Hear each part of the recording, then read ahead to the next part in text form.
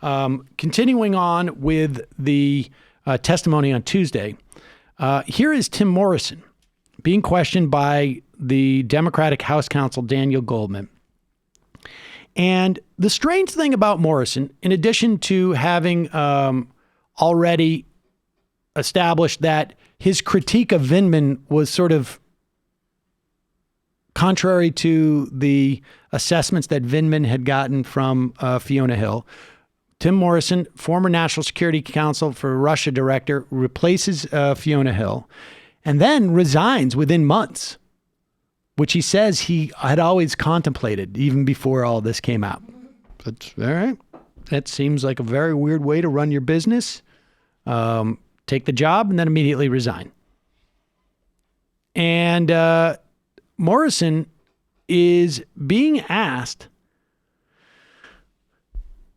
Well, first off, Morrison goes to the lawyers, the internal lawyers, multiple times. And when he's asked why, he just says, well, I just wanted to let them know the call happened.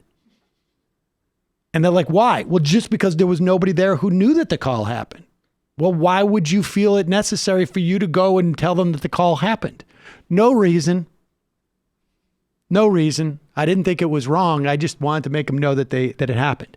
And now he's also claiming that the reason why the call was put into the classified server, turns out he was told it was just an administrative error. Here we go. Now, Mr. Morrison, shortly after you heard the July 25th call, you testified that you alerted the NSC legal advisor, John Eisenberg, pretty much right away. Is that right?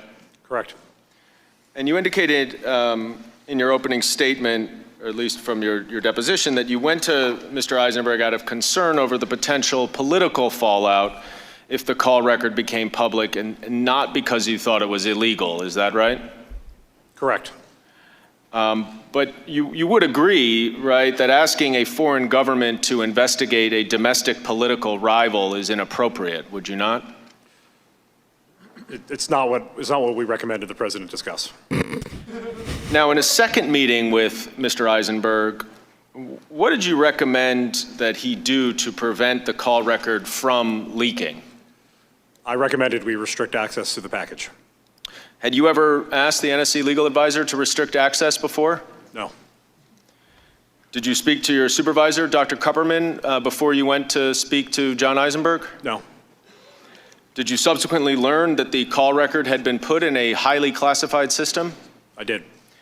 And what reason did Mr. Eisenberg give you for why the call record was put in the highly classified system? It was a mistake.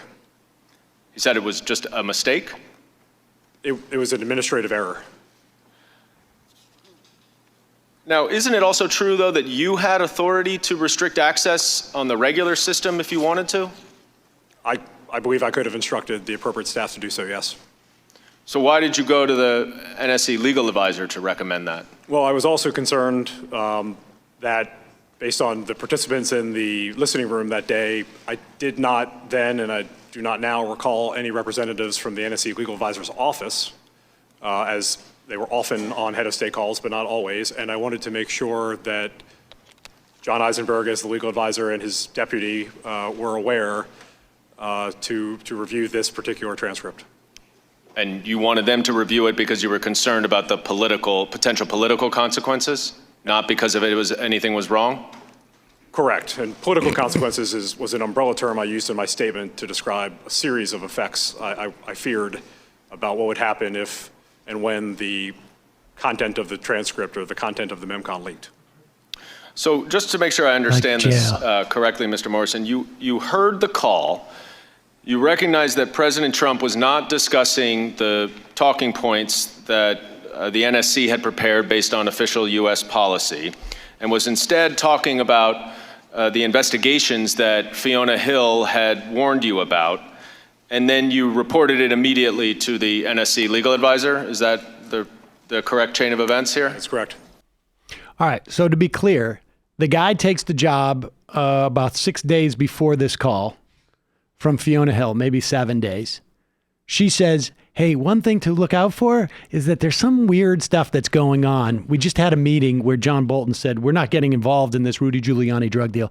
There's some weird stuff that's going on in terms of the president leveraging U.S. taxpayer assistance and meeting with Ukrainian president for help in his campaign.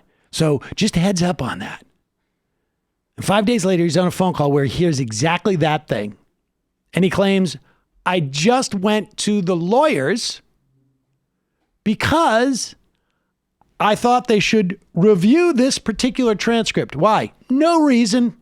I want to make sure that they reviewed this particular transcript. You didn't think there was anything wrong with it? Well, I thought there was a chance if it leaked, it could be politically damaging. Why? Well, just, politically damaging. You know how politics are. They didn't go further with him with this. They walked him up to the line. But look, that is bull, right? I mean, you don't go see the compliance officer just to sort of say, like, will you please review this thing? Why? Just 'cause.